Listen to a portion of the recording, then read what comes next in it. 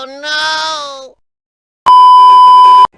Hey guys, what's up? So, ayun, pasensya na and hindi ko natapos yung ginawa natin video, no? Hanggang doon lang tayo sa pag-remove ng cap nut and pag-fit nung ating tool para doon sa pag-remove ng ating ball body. So, sad to say guys, hindi ko na nakita kung paano yung binunot, pero madali lang naman yun.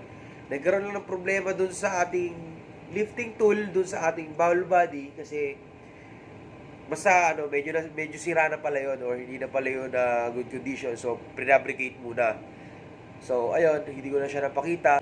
Hindi ko rin mismo napakita kung paano namin sinimulan, kung paano yung pagsisimula ng procedure bago tayo mag-dismantle ng ating main agent Lube Purifier. So, kasi nagsimula na tayo dun sa removing ng ng frame hood. Yun. So, hindi na natin na siya nasimulan. And naputol din yung video kanina kasi pagbira ko ng chain block, andun lang kasi sa taas yung cellphone ko. Ayun, medyo nahulog nawala siya sa balance.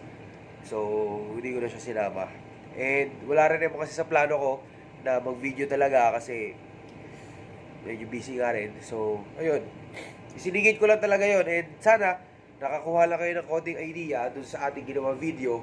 So, yung ginawa natin pala guys is parang minor overhaul lang siya kasi sa separator bowl lang yung ating dinismantle. So, hindi naman siya major overhaul. Kasi pag sinabi mo major overhaul, yung driving device niya kasama.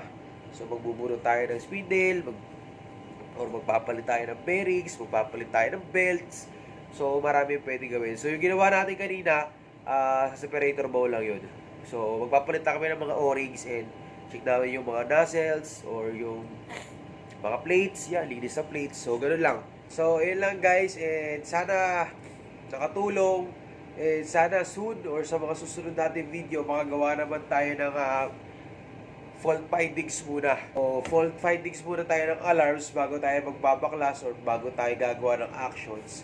Tapos, step by step procedure. So, susubukan natin gumawa ng ganung video pag nagkaroon pa tayo ng chance bago tayo bumaba. So, ayun lang guys. Sana nagustuhan nyo. Sana nakakuha kayo ng idea.